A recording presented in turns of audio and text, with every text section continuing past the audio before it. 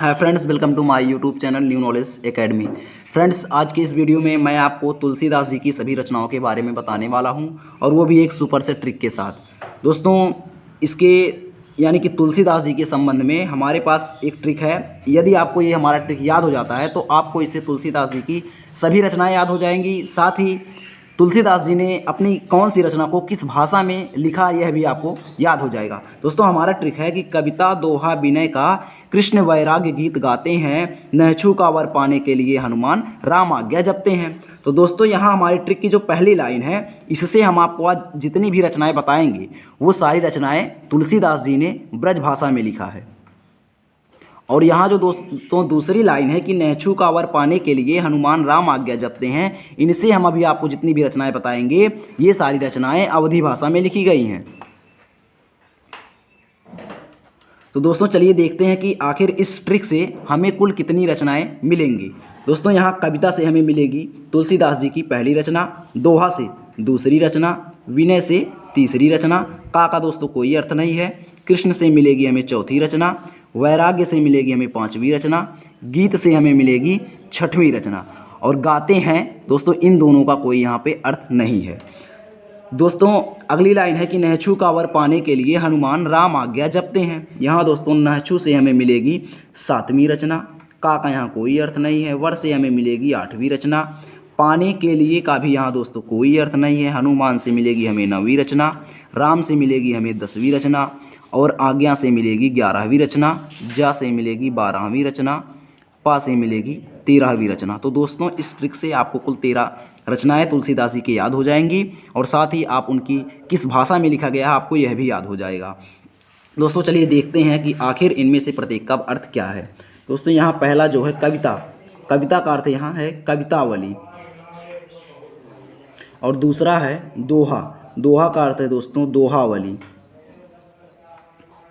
तीसरा है दोस्तों विनय, विनय से है विनय पत्रिका, और चौथा है कृष्ण, कृष्ण से है कृष्ण गीतावली, और पांचवा है वैराग्य, वैराग्य से है दोस्तों वैराग्य संदीपनी, और छठवां है गीत, गीत से है गीतावली। फिर दोस्तों आगे ये जो सारी रचनाएं हैं 1 से लेकर 6 तक, ये तो आपको मालूम ही हो गया होगा कि ये ब्रज भाषा में लिखी गई हैं।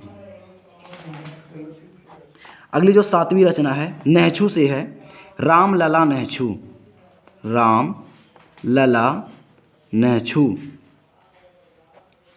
8वीं रचना जो दोस्तों यहाँ वर है, वर से है वरवै रामायण, वरवै रामायण। दोस्तों, यहाँ पाने के लिए कोई अर्थ नहीं है। 9वां है हनुमान, हनुमान से दोस्तों है हनुमान बाहु। 10वां है राम, यहाँ राम का अर्थ है रामचरित मानस, रामचरित मानस। फिर दोस्तों 11 है आज्ञा, आज्ञा से है राम आज्ञा प्रश्नावली, राम राम आज्ञा प्रश्नावली, प्रश्नावली। फिर आगे है जा, जा का है जानकी मंगल,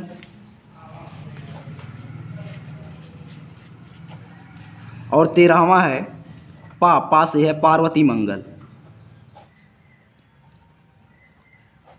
तो दोस्तों, यहाँ जो 7 से लेकर 13 तक हमने रचनाएं लिखी है, ये इतना अवधी भाषा में लिखा गया है, अवधी भाषा में लिखा गया है। तो दोस्तों, आशा करते हैं कि आपको अच्छे से तुलसीदास जी की रचनाएं समझ में आ गई होंगी। साथ ही आप यह भी समझ चुके होंगे कि आखिर इनकी कौन सी रचना किस भाषा में लिखी गई है। दोस्तों, अगर आपको वीडियो पसंद आया हो तो आप लाइक ज़रूर करें, साथ ही हमें कमेंट करके ज़रूर बताएं कि आपको ये वीडियो कैसा लगा।